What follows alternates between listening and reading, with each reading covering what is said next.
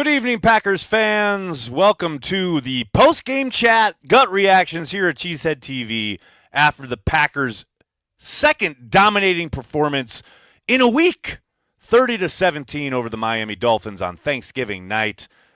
And it really wasn't that close. The Packers obviously stubbed their toe a little bit in the second half, but a big goal line sequence there. The Packers taking a lot of time off the clock to essentially seal the deal, hitting 30 points on the evening.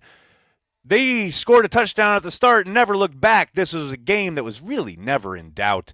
Sure, the Dolphins finally found a way of working there in the second half, but it was all for naught. The Packers dominate 30-17. Jordan Love, what a day. Finally, justice is served. Jordan gets his turkey leg, along with Josh Jacobs and Isaiah McDuffie, who played a whale of a game. 10 tackles and a forced fumble on the night. But don't let that overshadow the fact that Quay Walker played his second really good game in a row.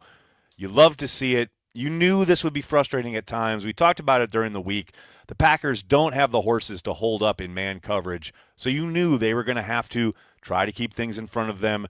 Don't send too much pressure. But when Hafley did, it seemed to be effective. And the aforementioned Quay Walker and 4 other guys got sacks on Tua.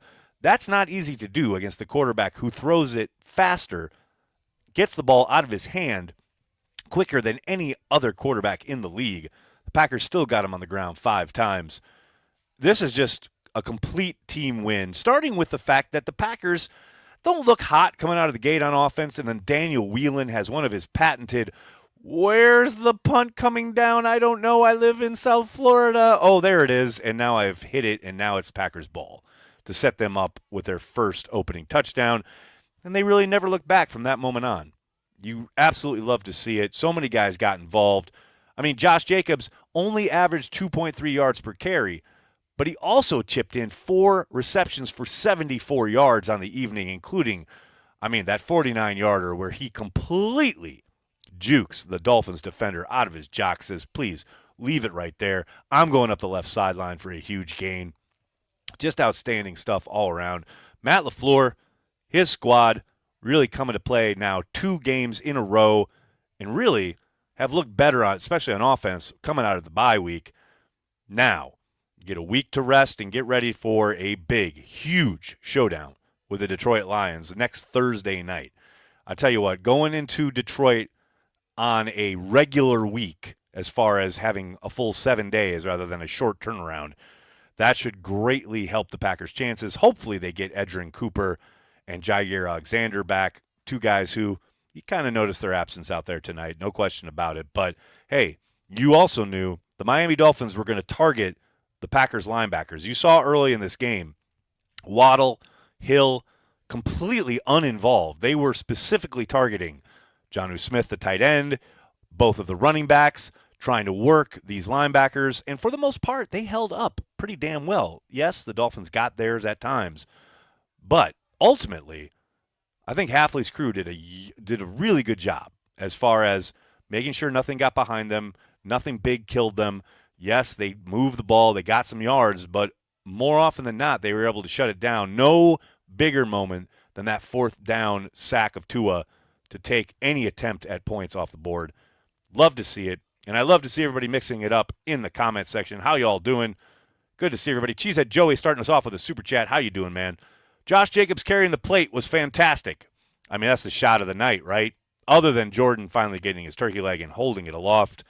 Josh Jacobs just saying, you know what, I'm tired of sitting out here at the cold answering these questions and talking, and I'm just going to take this huge-ass plate and bring it back to the locker room. That's good stuff. What's up, Luke? How are you, man? Cheers, Aaron. Hope your girlfriend had a great time at the game. Looked amazing there. She seemingly had a phenomenal time. My dad, my sister, my nephew all had a great time. And I don't know if you were seeing on Watch Party, but apparently someone next to them was watching the Cheesehead TV Watch Party while at the game. And she saw me text her live. So that's pretty cool. Simitovich, what's going on, man? Something about the postgame with Leroy giving out the turkey got me emotional. I cannot explain how much I love this team and franchise. Speechless. I just love Leroy saying, look, if Fox isn't going to do it, I'll do the job. And he makes the turkey. and he prepares it all throughout the broadcast and then is able to go out and give it to Jordan and Josh Jacobs and Isaiah McDuffie and a couple other guys. But obviously the kind of through line here from last year is Fox jilting Jordan with his turkey leg. Great to see Leroy Butler stepping up. Porkmaster, thanks for the super chat, man. I heard a saying that great pass rushers jump off sides once a game. What is the saying for pass rushers who are okay sometimes? The kids crushed them. Yeah, a little problem holding their water tonight. I think clearly the Dolphins have done their homework and knew to try and keep them off balance with cadence, and that did seem to work quite a bit. But hey, I'll take it if it means you get them on the ground 5 times throughout the game. That's good work.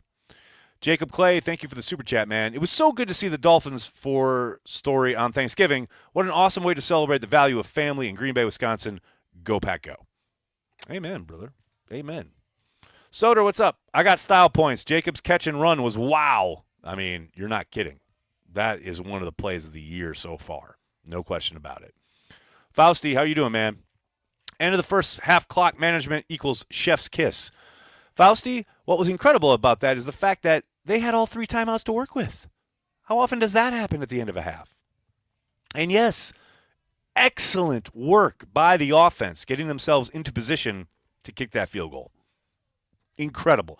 The polar opposite from what we saw out of the Chicago Bears in the first game of the day. But yes, everything they did in that drive was perfection. You love to see it. Klaus, how are you, man? Thanks for the super chat. I just got up to the last play. It's 6 a.m. here. It seems like an awesome win. Klaus, I can assure you, yes, it was an awesome win. No question about it. William James, how are you, man? LVN starting to look the part. 2 games in a row where he's been involved, this time quite early on. Nice sack and a couple other nice plays.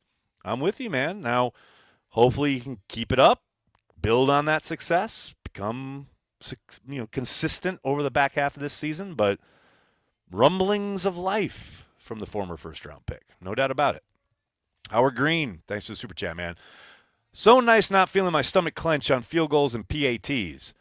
I mean, there was that one that kind of drifted to the right, I think, when he was kicking the one for 30, and then it came back inside. But for the most part, I feel you, man. It is so nice not to have your heart in your throat every time there's a field goal attempt. No doubt about that. Brian Key, how are you, man? Today we're thankful for Leroy Butler. I mean, today and every day, really, if we're being honest. Ed, thanks for the super chat, man. That goal line stop was so sweet. Got to say, I am so very, very, very grateful that I am not a Bears fan. You and me both, brother. You and me both. Ohio Mike, thanks, man. I have to admit, my raised eyebrow at LVN beginning to string together games with presence known. Go Pack Go, the Bears obviously still suck. I mean, you've told no lies here, Ohio Mike. Ian, how are you? Thanks for the super chat, man. Packers defense is here. No run game allowed the past 2 games against CMC and Achane. Hashtag start believing. Shout out to Eeyore, a.k.a. Soder. Love that guy. Can't wait to shut down the Lion Cubs. Halfley is him. The defense did some really nice work tonight. No question about it. And I think it's a real testament that they were able to be as effective as they were, given the fact that they didn't have Jair Alexander, Edrin Cooper, obviously their most athletic linebacker. They did really nice work. And the linebackers themselves in particular, they really stepped up across the board. Whether it was Wilson, who got manhandled on one running play in particular and came back and made a huge run stuff the very next play, had a couple other really nice plays along the way. I thought, again, we talked about it earlier, Quay Walker, his second good game in a row. And then Isaiah McDuffie was everywhere. I mean, the highlight obviously being that play where he arrives just as the ball is getting there and he causes the incompletion. Arriving in a bad mood. Absolutely, really, really good stuff. Francis, thanks for the super chat. When is Corey making you an old-fashioned? Is the workday over? Go Pack Go. I believe after this live stream, Corey will be making me an old-fashioned. Andrew Ware, how are you, man? The good, Reed. The bad, middle of the field, D. The ugly, Jenkins penalty. I mean, the ugly, I don't call that, I mean, are you not talking about Jenkins being in the ugly? I'll put the official there. That's dominate. He dominated the offensive lineman. Did you watch the ref? He walked in there and, ran in there and, threw the flag. Oh, no, you're hurting him. Yes, I'm dominating him. He did nothing wrong on that rep. Zero things wrong. He dominated too well. He dominated to the point where the ref thought he was hurting the other man, which is literally his job. That flag was bullshit, is what that was. Luke Carnes, what's up, man? I love Watson, team player, and carries the G. Couldn't agree more. 1,000% correct. Soder, what's going on, man? Flags every play up to that PI. Yes, I'm bitter. Oh, you saw how hot LaFleur was. I mean, that was an absurd no call. I mean, I'll take it. Game wasn't really in balance. Matt's trying to take a kill shot there. Needed a better throw from Love. I'm pretty sure it got caught up in the wind, but all in all, you got to throw the flag there. It's clear as day that that's pass interference. But I guess they just wanted to go home. Tom, what's going on, man? Wicks had some good bounce-back catches after that drop that almost cost a turnover. Hope gets it going. Go, Pack, go. He did, and it's interesting because that first one bounces off his chest, right? And it's everything we've heard Matt talk about and the Packers coaching staff talk about in general. Attack the football. Don't let it get into you. That one got into him, and it bounced up, and like you said, almost became a turnover. But, yes, he did have some really nice bounce-back plays. No question about it. Mimsy, what's going on, man? Now that Jordan got his, Greg shouldn't have lost his job to Brady over Turkeygate. I kid. Wish Love didn't underthrow Watson. Redemption was waiting. I know, and you know he had that guy beat by like a step and a half, if not 2 full steps. And that safety wasn't getting over to make the play. Need a better ball. See, last week it's the drop. This week it's underthrow. Next week they'll destroy the Lions with it. It's coming. It is coming. The Rootster. What a handle. Thanks to the Super Chat. Great win. The Pack looked good overall. Still wish that defensive line would have had some more discipline. Looking forward to the optimistic for the Lions. Yeah, I mean, it's a tricky balance, right? The only one that really killed me was TJ Slayton on the 4th down, which gifted them the yardage to then go for it. I mean, you are literally right over the ball. Watch the ball. Other than that, it's quick twitch. You're trying to get off the ball. You're trying to make a play. They got 5 sacks on the night, probably because they were able to fire off the ball, you know. It is frustrating, no question about it. But, you know, if the result is 5 sacks, I can live with it. I can probably live with it a little bit. Porkmaster. Thanks for catching my Lando reference, you old pirate. Porkmaster, look, if you're going to throw down any Star Wars quote, I'll catch it. I'm there for you, buddy. Ain't no problem, especially Empire. I've seen Empire Strikes Back at least 1,000 times in my life, and that's not an exaggeration. So, yeah, I'm going to catch that one. AKLK, what's going on, man? Watson's potential interception breakup is why I love his play so much, so physical and dominant. I mean, the way he didn't even hesitate. He knew what was happening and just got after the ball. That's what you want. That ball's in the air. That's your ball. Go get it. And he knows there's probably not a great chance he's going to come down with it, but he's going to make sure that the defense also is not going to have a chance at it. Kyle, what's up, man? Thanks for the Super Chat. Super proud of this linebacker room. Good shit, Quay. I'm telling you, man, they had a good night. They had a good night. For a group that has been, indeed, much maligned, that was a good night, especially against a team that targeted them specifically early and often with a lot of their play calls. They held up well. No question about it. Mike, what's going on, man? Nags, we were drinking Carry the G all the way up in Spokane, Washington. Go Pack Go. Appreciate you. Appreciate you, Mike. Thank you so much. I'm glad you got yourself some Carry the G. Albert, I'm glad you asked this question. Why do we seem to give them garbage yards all the time at the end? Because it takes time. And when you're up as much as the Packers are, multiple scores in the second half, you're going to live with it. Now, I know it's frustrating. And I talked about this on Transplants. I knew this would be their approach for much of the game.